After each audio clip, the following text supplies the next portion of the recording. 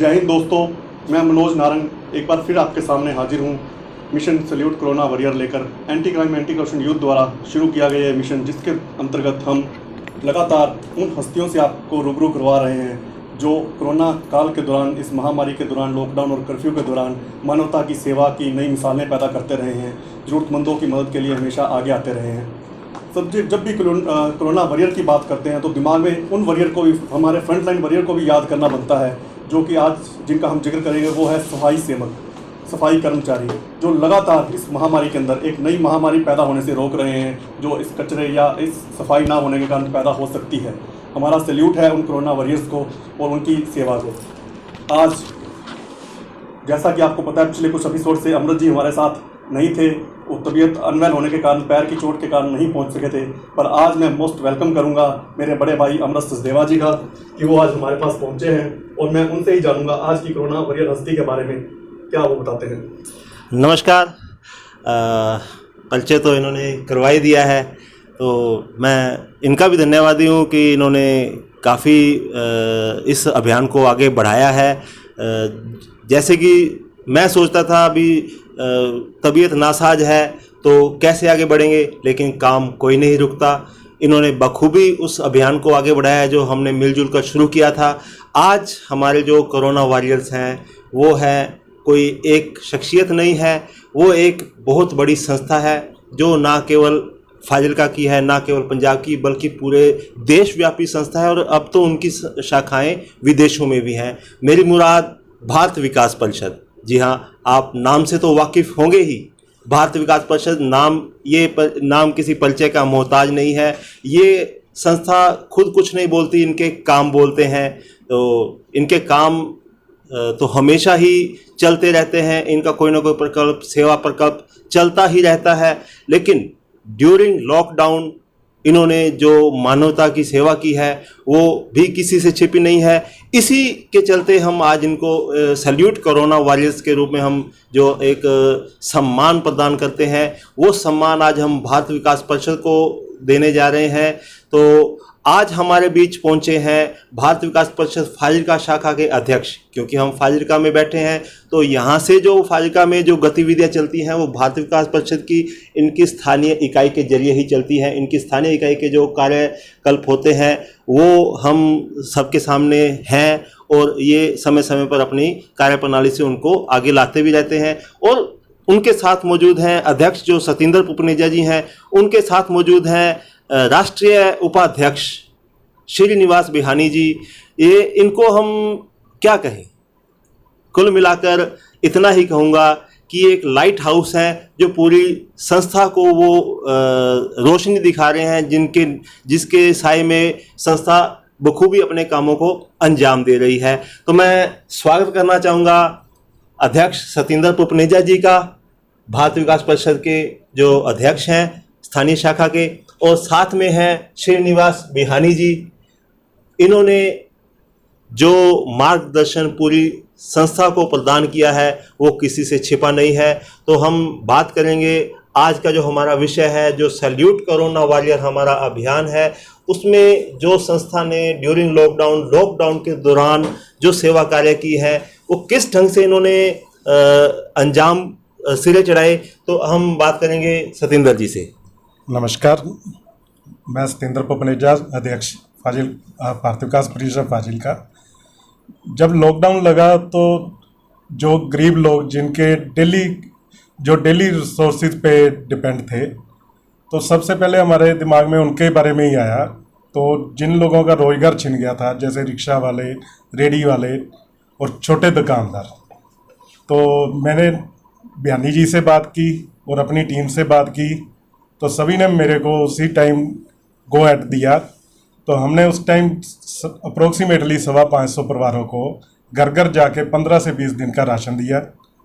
उसके बाद एक माइंड में आया, जो लेडीज़ हैं स्लम एरियाज़ में, वो घर से नहीं निकल सकती थी उस टाइम, क्योंकि हर चीज़ बंद थी, हर चीज़ में लॉकडाउन था, पैसा नहीं था। तो उनकी हाइजीन प्रायोरिटी थी। तो उसके लिए हमने वुमेन हाइजीन किट बनवाई, जिसमें पैड्स थे, कॉटन थी, रैशेस के लिए क्रीम थी, सोप था। तो वो हमारी लेडीज़ ने घर घर जाके जो ज़रूरतमंद थे उनको अप्रोक्सीमेटली 850 के करीब वो किट बांटी। वो प्रकल्प हमारा अब भी चल रहा है। डे टू डे जब भी हमें कोई किसी तरफ से डिमांड आती है हम लोग जाते हैं, उनको देते हैं। और बाकी के सभी प्रोजेक्ट हमारे चलते ही रहते हैं, रेगुलर पूरा साल चलते रहते हैं। उनके बारे में हमारे राष्ट्रीय उपाध्यक्ष श्री श्रीनिवास जी बयानी जी आपको बताएंगे। जी, श्रीनिवास जी। इसके अतिरिक्त हमने 1,11,000 रुपये की राशि पीएम केयर्स फंड में भी भारतीय विकास परिषद फाजिल्का ने भेजी। और मैं आपको बताना चाहता हूँ शरद केसरी के माध्यम से सारे भारतवर्ष में भारत विकास परिषद ने 5 करोड़ रुपए की राशि पीएम केयर्स फंड में दी है आज तक। बहुत अच्छा सर। इसके अतिरिक्त अगर मैं बात करूं फाजिल्का शाखा की, जो हमारे परमानेंट प्रोजेक्ट्स हैं जो चलते हैं, उसमें स्वामी विवेकानंद पार्क जो ट्रक यूनियन के पास है, आप सबको विदित है कि 2002 के अंदर हमने श्री सुरजीत कुमार जानी जी की प्रेरणा से जो शहर के अंदर एक गंदगी का इकट्ठा करने का एक सिस्टम था, वहाँ की ट्रालियाँ गंदगी की भरी रहती थी, वो पार्क उन्होंने हमें दिया। और वहाँ पर हमने लगभग 13-14 फुट की भर्ती डालकर स्वामी विवेकानंद जी की हमने एक बहुत ही भव्य मूर्ति हमने वहाँ स्थापित की। और आज शहर का सबसे वो अच्छा पार्क है। आज तक लगभग उस पर 32 लाख रुपए की राशि खर्च की जा चुकी है। उस पर जो भी खर्च होता है, किसी से भी हमें एक पैसा मदद नहीं मिल रही, वो भारतीय विकास परिषद अपने सदस्यों के मार्फत से वो व्यय करती है। इसके अतिरिक्त हमने एक बुक बैंक का भी प्रोजेक्ट पिछले 2 साल से हमने जो चलाया हुआ है, हमारे विजय गुगलानी जी वो इसके चेयरमैन हैं। हर साल जो गरीब विद्यार्थी हैं उनको हम मेरिट बेस पर, जिनको स्कूलों में पुस्तकें फ्री नहीं मिलती, और +1 और +2 वाले बच्चों को हमने अभी अडॉप्ट किया है। जिस किसी बच्चों को लास्ट ईयर हमने 10th क्लास भी ली है, जो भी बच्चे ज़रूरतमंद है, हम किसी को निराश नहीं करते, चाहे कितने भी बच्चे हों, हम उनको मेरिट बेस पर बुक्स देते हैं। इसके अतिरिक्त आई कैंप भारतीय विकास परिषद का परमानेंट प्रोजेक्ट है जो सितंबर के एंड में लगता है, लास्ट वीक ऑफ सितंबर में लगता है। इस साल पता नहीं परमात्मा को मंजूर है या नहीं है, आज तक हम 27 कैंप आई कैंप के हम कंटिन्यू लगा चुके हैं। इसके अतिरिक्त अगर मैं संस्कारों के कार्यक्रमों की बात करूं, राष्ट्रीय समूहगान प्रतियोगिता एक भारतीय विकास परिषद का बहुत ही महत्वाकांक्षी प्रोजेक्ट है, पार्टिसिपेट करती है। और हमें खुशी है, आज से 2 साल पूर्व हमारे महामहिम राष्ट्रपति जी हमारे मुख्य अतिथि थे और उनके सामने फाजिल्का शाखा की government girls senior secondary school की टीम ने पार्टिसिपेट किया। और जो हमारा नेशनल एंथम है, सबसे पहले जब राष्ट्रपति जी आए तो प्रोटोकॉल के अनुसार हमारे फाजिल्का की स्कूल की टीम ने नेशनल एंथम प्रस्तुत किया।